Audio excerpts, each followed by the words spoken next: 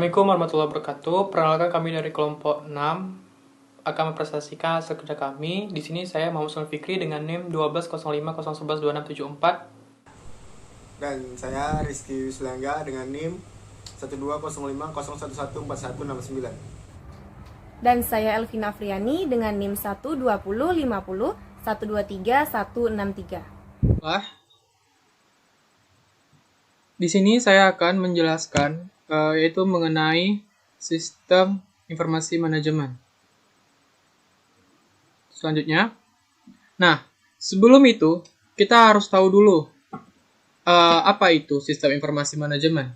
Nah, sistem itu suatu susunan yang teratur dari kegiatan-kegiatan yang saling berkaitan dan susunan prosedur-prosedur yang saling berhubungan, yang dimana dia itu melaksanakan dan mempermudah kegiatan-kegiatan utama organisasi dan institusi. Nah, sedangkan informasi itu adalah data yang telah diproses dan diolah sehingga memiliki arti atau manfaat yang berguna. Nah, data yang diproses ini adalah sebuah fakta-fakta atau angka-angka atau statistik yang daripadanya dapat menghasilkan kesimpulan. Nah, sedangkan manajemen dia itu merupakan kegiatan yang dilakukan untuk menyelesaikan suatu pekerjaan secara bersamaan dan melibatkan orang lain demi mencapai tujuan yang sama.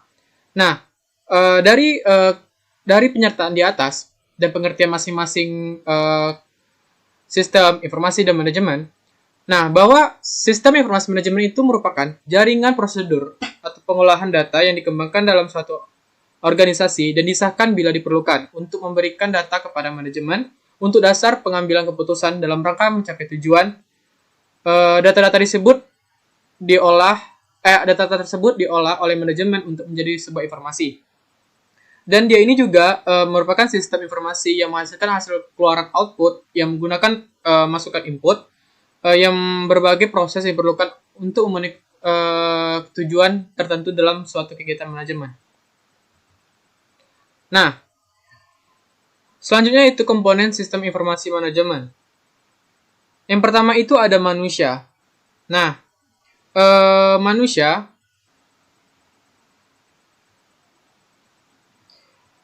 pertama itu ada manusia. Di dalam sistem informasi, manusia merupakan peranan yang sangat penting. Peranan manusia sendiri yaitu dia ini merancang, mengolah, mengoperasikan, membangun dan menggunakan sistem informasi tersebut. Nah, sehingga informasi yang dihasilkan pada sistem informasi manajemen ini memberikan manfaat bagi manusia dan bisnis yang dijalankan. Sumber daya manusia sangat diperlukan agar terciptanya sebuah sistem yang berjalan dengan baik dan semestinya. Yang kedua itu informasi. Nah, sistem informasi di sini itu termasuk data, yang dimana dia itu merupakan sumber daya konseptual. Dan dia ini dibuat oleh manusia untuk menghasilkan informasi dari data yang bersifat mentah, sehingga menjadi data yang dapat diolah dan dapat berguna bagi bisnis.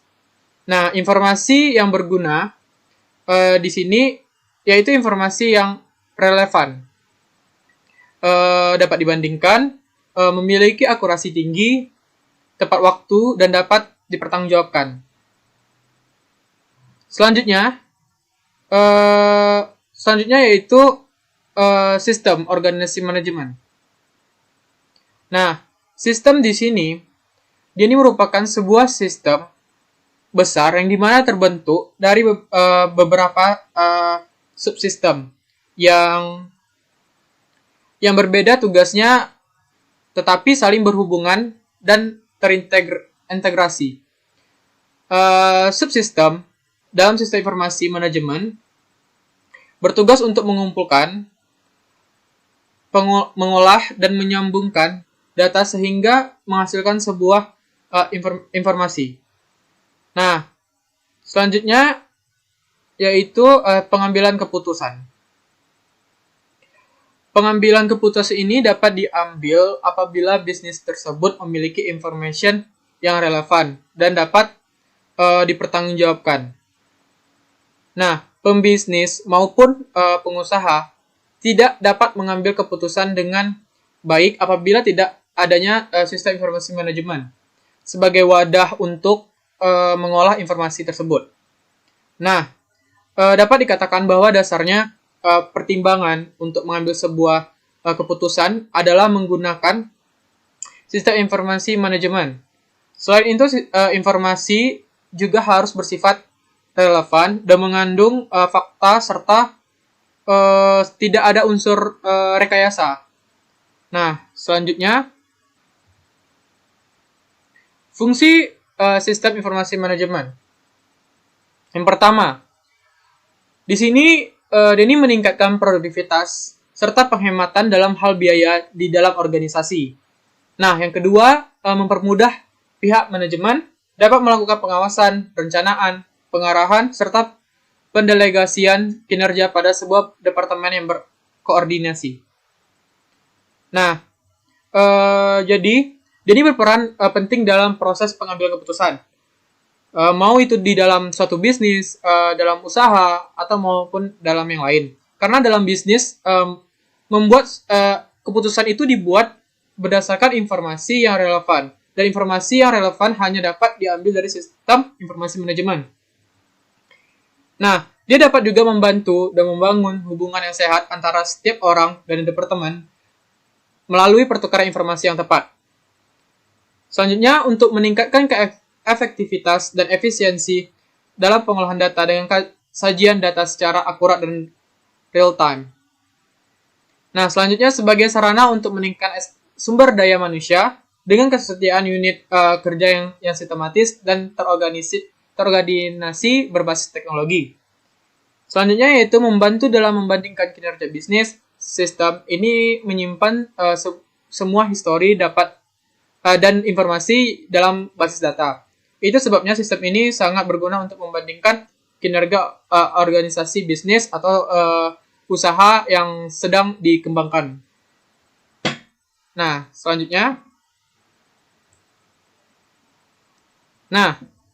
selanjutnya itu ada tujuan. Tujuan sistem informasi manajemen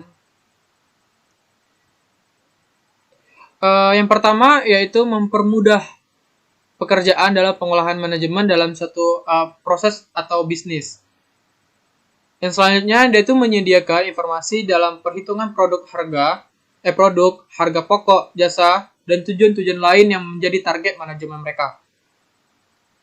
Selanjutnya itu menyediakan layanan yang dapat digunakan sebagai media pengendali, perencanaan, evaluasi, dan sebagai sarana perbaikan yang berkelanjutan. Selanjutnya, dia itu memecahkan berbagai masalah dalam bisnis yang meliputi layanan biaya produk, serta strategi bisnis. Selanjutnya itu menyediakan informasi yang berguna dalam menganalisis data dan pengambilan keputusan bagi suatu perusahaan atau bisnis. Nah, dari beberapa tujuan yang telah kita sebut tadi,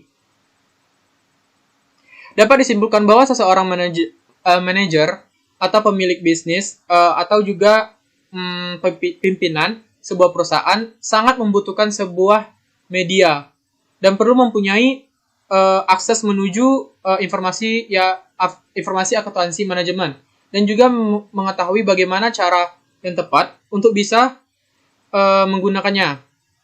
Nah, informasi akuntansi manajemen tersebut dapat membantu mereka dapat mengidentifikasi suatu masalah, menyelesaikan suatu masalah dan mengevaluasi kinerja yang sudah dilakukan.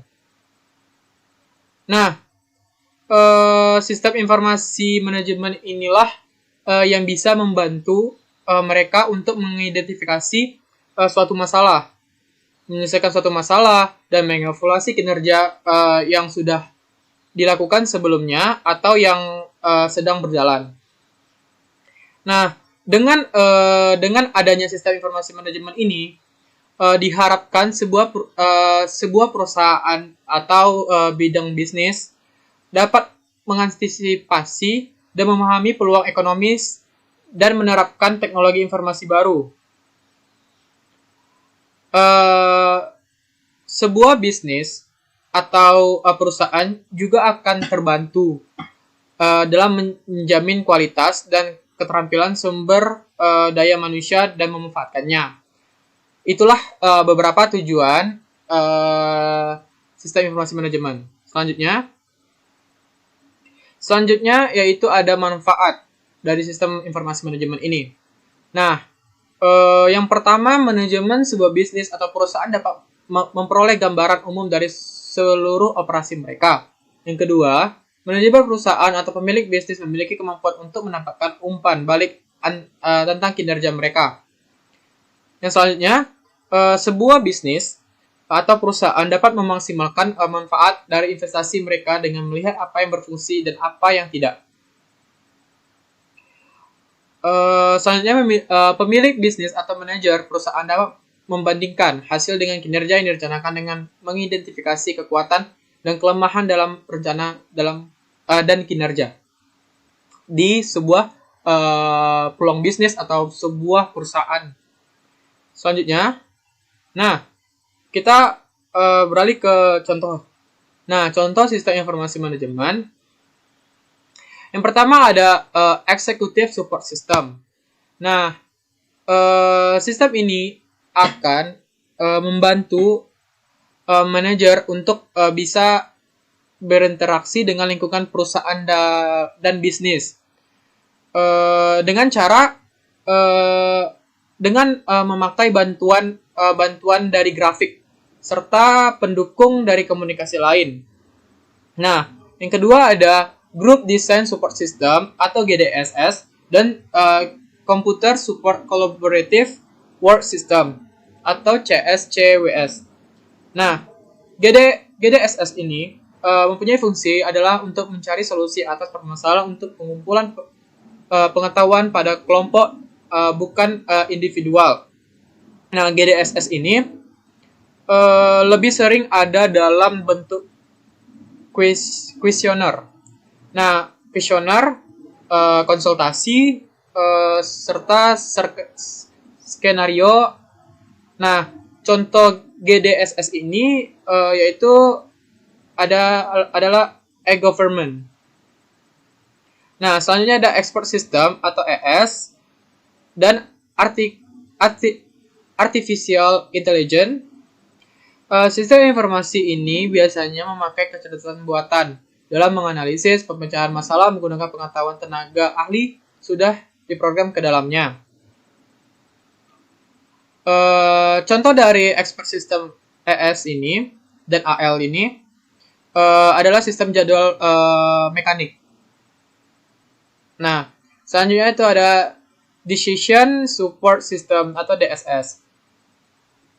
Nah, sistem DSS ini adalah sistem informasi yang membantu manajer untuk mengambil keputusan dengan mengamati lingkungan dalam perusahaan. Nah, contoh DSS ini adalah link elektronik. Nah, selanjutnya yaitu ada Informatic Management System atau IMS. IMS memiliki fungsi untuk mendukung spektrum tugas di dalam organisasi. IMS juga bisa dimanfaatkan dalam menganalisis pembuatan keputusan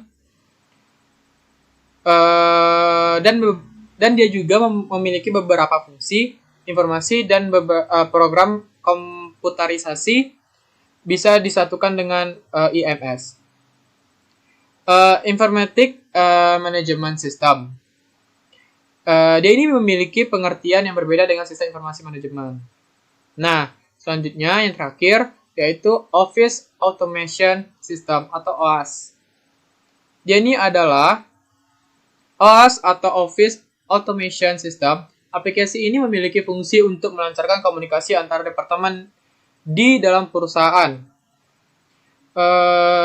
Ada beberapa cara dengan ada caranya dengan mengintegrasi dan menggabungkan server komputer di setiap user perusahaan. contohnya itu OAS. Contohnya yaitu melalui email. Assalamualaikum warahmatullahi wabarakatuh. Di sini saya Rizky Wislayangga, saya akan menjelaskan tentang sistem transaction process. Yang pertama ada pengertian sistem transaction process,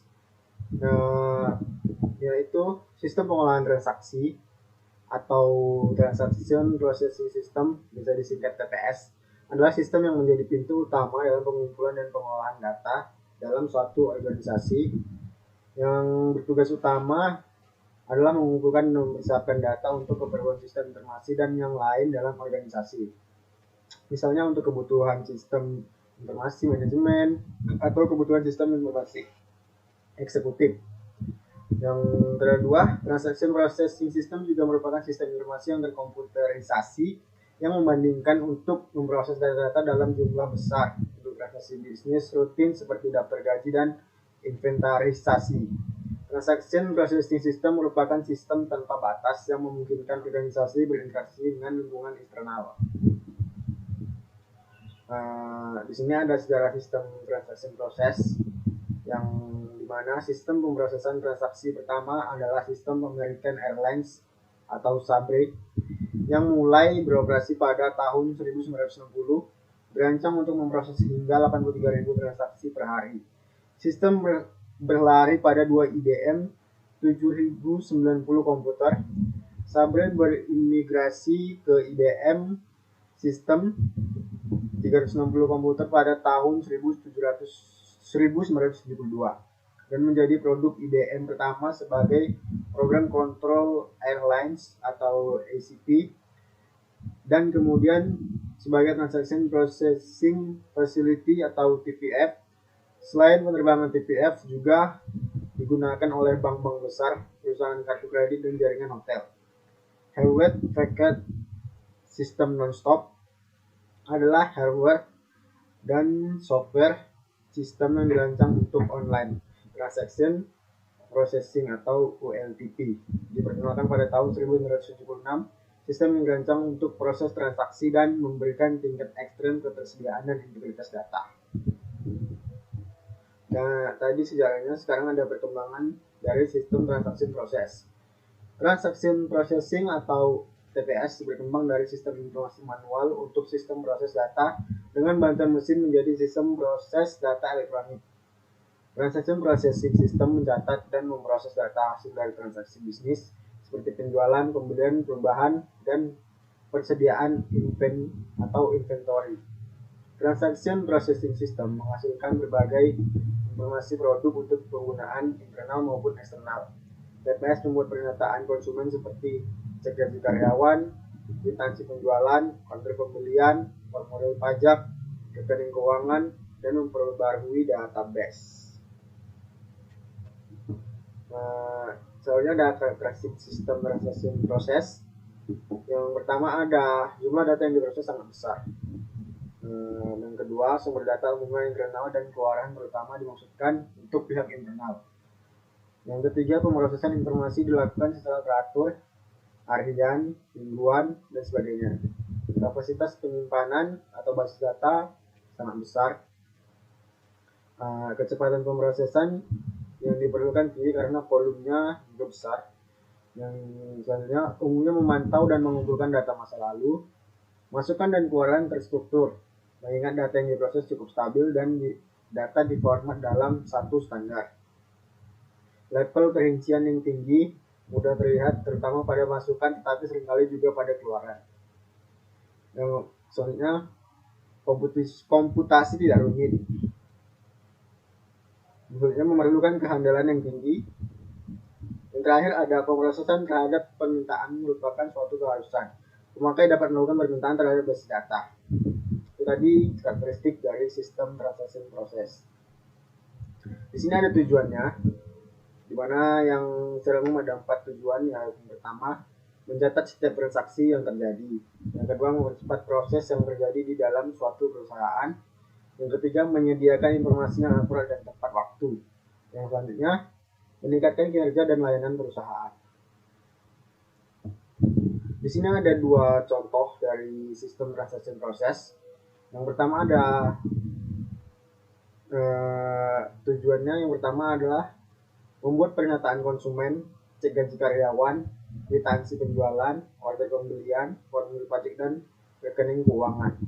Yang kedua, transaction processing juga memperbarui database yang digunakan perusahaan untuk diproses lebih lanjut oleh sistem informasi manajemen. Nah, di sini saya Elvina Afriani dengan NIM 120 50 123 163. Saya akan menjelaskan tentang Decision Support System atau DSS. Sebelumnya, kita harus mengetahui dulu definisi dari DSS. DSS adalah sebuah sistem informasi yang memiliki basis komputerisasi. Sistem tersebut merupakan bagian sistem manajemen pengetahuan dan berperan untuk mendukung aktivitas pengambilan keputusan pada sebuah perusahaan atau organisasi. Nah, ada juga arti lain dari DSS adalah sebuah sistem yang berguna untuk mendukung proses analisis ad hoc terhadap data, model sebuah keputusan, orientasi terhadap perencanaan di waktu mendatang, dan juga berorientasikan kepada sebuah keputusan. Nah, adanya DSS ini mampu membantu perusahaan memecahkan masalah atau melakukan komunikasi terhadap kendala yang terstruktur dan tidak terstruktur. Nah, selanjutnya di sini adalah contoh DDS. DDS untuk proses kenaikan jabatan dan perencanaan karir pada PTX. Salah satu contoh yang akan disorotkan dalam hal ini adalah cara pemilihan karyawan yang sesuai dengan kriteria yang ada pada suatu jabatan tertentu. Nah, oleh karena itu, diperlukan suatu sistem pendukung keputusan untuk proses profile, matching, dan analisis gap yang dibuat berdasarkan data dan norma-norma SDM yang terdapat pada PTX tersebut. Nah, proses profile matching dilakukan untuk menentukan rekomendasi karyawan dalam sistem kenaikan jabatan dan perencanaan karir berdasarkan pada 3 aspek, yaitu kapasitas, intelektual, sikap kerja, dan perilaku. Nah, hasil dari proses ini berupa ranking karyawan sebagai rekomendasi bagi pengambil keputusan untuk memilih karyawan yang cocok pada jabatan yang kosong tersebut. Nah, software ini dibuat dengan menggunakan Microsoft Access 2000 untuk database dan Borland Delphi 5 sebagai compiler-nya. Nah, dari hasil implementasi sistem disimpulkan bahwa dengan penggunaan software ini dapat membantu proses pengambilan keputusan terhadap profile matching, proses kenaikan jabatan, dan perencanaan karir di PTX tersebut. Nah, kemudian yang selanjutnya ada karakteristik DSS. Pertama, yaitu mampu membantu proses mengambil keputusan serta fokus terhadap manajemen. Nah, di sini sesuai dengan persepsi dan informasi yang tersedia. Nah, yang kedua, di sini yaitu memiliki inference mesin atau manusia, di mana user atau pihak manusia masih memegang kontrol terhadap rangkaian pada proses pengambilan sebuah keputusan menggunakan DSS tersebut. Nah, kemudian di sini yang ketiga adalah mendukung sejumlah proses dalam pengambilan keputusan terhadap pembahasan masalah. Dengan yaitu digunakannya itu dengan lebih terstruktur dan tak terstruktur maupun semi terstruktur. Nah, selanjutnya di sini yang keempat yaitu mempunyai sejumlah subsistem yang terintegrasi dan mampu berfungsi dalam sebuah kesatuan sistem secara andal. Nah, yang terakhir di sini adalah memerlukan struktur data lebih komprehensif serta mampu memenuhi kebutuhan informasi. Di sini yaitu dianya pada seluruh tingkatan manajemen di perusahaan atau organisasi. Nah, yang kelima yaitu memerlukan struktur data lebih komprehensif serta mampu memenuhi kebutuhan informasi pada seluruh tingkatan manajemen dan sebuah perusahaan atau organisasi. Selanjutnya di sini ada 4 tahapan pada sistem DSS. Yang mana di sini pertama adalah fase inteligensi. Fase inteligensi ini, DSS akan melakukan aktivitas yang berfokus pada identifikasi dari sebuah situasi, peluang, serta masalah yang dihadapi. Nah, fase inteligensi ini terdiri atas pemberdayaan lingkungan secara kontinu atau secara intermittent.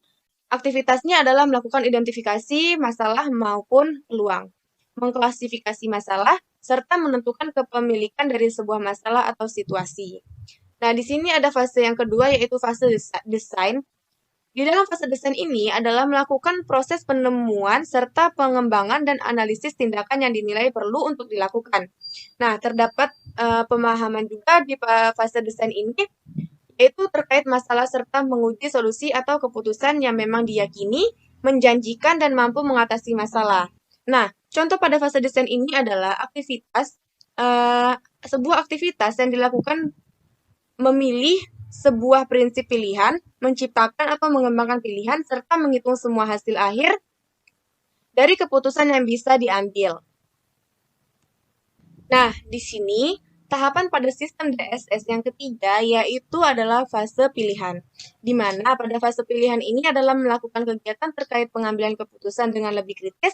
Nah, di tahap ini juga organisasi atau perusahaan akan menciptakan sebuah keputusan yang nyata serta mengambil komitmen untuk mengikuti suatu tindakan tertentu. Nah, terdapat juga sejumlah aktivitas pada fase pilihan, seperti evaluasi, pencarian, serta memberikan rekomendasi terhadap solusi yang dirasa lebih sesuai sebagai modelnya.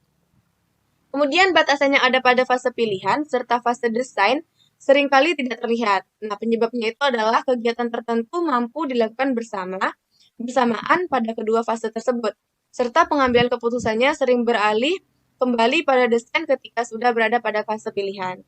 Nah, contoh pada fase pilihan ini adalah alternatif baru yang dapat dibuat ketika seseorang telah melakukan evaluasi pilihan lain yang sebelumnya telah tersedia. Kemudian di sini ada yang keempat adalah fase implementasi. Pada fase implementasi ini, inisiasi terhadap pengendalian perubahan pada perusahaan, fase tersebut akan terasa lebih sulit untuk bisa didefinisikan sebab mempunyai rangkaian proses panjang serta melibatkan sejumlah batasan yang tidak jelas. Nah, di sini yang pastinya pada implementasi ini dilakukan untuk memastikan bahwa solusi yang telah dipilih dan juga direkomendasikan mampu bekerja sesuai harapan tanpa membutuhkan implementasi dari sebuah sistem komputer. Ini ada komponen yang menyusun DSS. Nah, selanjutnya di sini ada komponen yang menyusun DSS, yaitu ada 4 komponen. Yang pertama ada data manajemen, di mana pada data manajemen ini adalah mencakup pusat data yang berisi informasi atau data relevan terkait sejumlah situasi dan kondisi. Dan di database di komponen ini telah diatur oleh sebuah perangkat lunak atau software yang disebut dengan sistem database management. Kemudian yang kedua yaitu adalah model manajemen.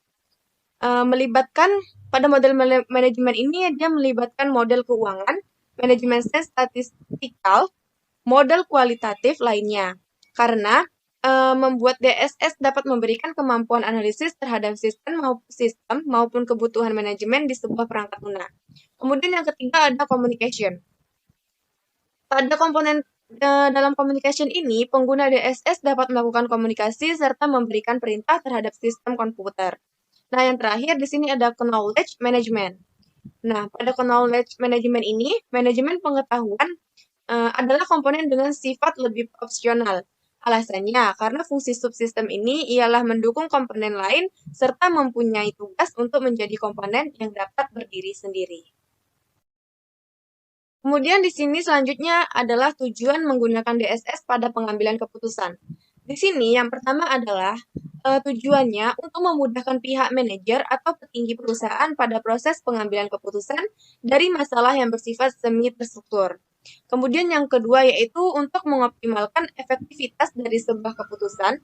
Nah, yang ketiga yaitu dapat mengatasi semua batasan kognitif ketika memproses maupun menyimpan sebuah informasi. Nah, selanjutnya di sini ada 3 jenis DSS dan kebutuhan informasinya. Yang pertama yaitu DSS untuk keputusan bersifat terstruktur, di mana pada DSS ini aktivitas pengambilan keputusannya telah jelas serta dilakukan secara kontinu dan umumnya dijalankan pihak manajemen yang ada pada tingkatan tertentu. Nah, karenanya diperlukan informasi lebih spesifik, terjadwal, sempit, serta real-time terkait detail internal dan interaktifnya pada pengguna DSS ini. Nah, contohnya pada DSS untuk keputusan bersifat terstruktur ini adalah sebuah keputusan pada pemesanan barang, penagihan utang, dan pengisian stok serta yang lainnya. Kemudian di sini ada jenis yang kedua, yaitu DSS untuk keputusan bersifat semi terstruktur. Nah, Di sini, sebagian keputusan ditentukan oleh komputer, sedangkan sebagian lainnya didasarkan oleh pertimbangan pihak yang mengambil keputusan. Nah, oleh karena itu, kebutuhan hukum informasi pada keputusan ini yaitu adalah lebih terfokus, real-time, interaktif, internal, serta terjadwal juga. Contohnya adalah mengevaluasi kredit, mengendalikan stok baru, dan menjadwalkan aktivitas produk perusahaan. Nah, ini memasuki yang ketiga, yaitu DSS untuk keputusan bersifat tak terstruktur. Nah, pada DSS ini, untuk keputusan tak terstruktur, dibutuhkan pengalaman serta sumber eksternal dalam pengambilan keputusannya. Biasanya, keputusan ini terjadi pada tingkat manajemen yang tinggi. Nah, dengan kebutuhan informasi yang sifatnya internal dan eksternal. Contohnya, pada jenis yang ketiga ini adalah pengembangan sebuah teknologi baru yang masih berada pada proses testing dan proses perekrutan karyawan eksekutif. Kemudian di sini adalah keuntungan DSS. Yang mana keuntungan DSS ini yang pertama adalah untuk meningkatkan kecepatan dan efisiensi kegiatan pengambilan keputusan, yang mana hal ini memungkinkan karena DSS dapat mengumpulkan dan menganalisis data waktu yang nyata. Yang kedua yaitu ada mempromosikan pelatihan di dalam organisasi, karena keterampilan khusus harus dikembangkan untuk menerapkan dan menjalankan DSS dalam sebuah organisasi. Kemudian yang selanjutnya yaitu yang ketiga adalah mengotomatiskan proses manajerial yang monoton dan yang berarti lebih banyak waktu manajer dapat dihabiskan untuk mengambilkan keputusan. Yang keempat yaitu meningkatkan komunikasi interpersonal dalam organisasi. Nah, di slide selanjutnya ada juga kekurangan dari DSS.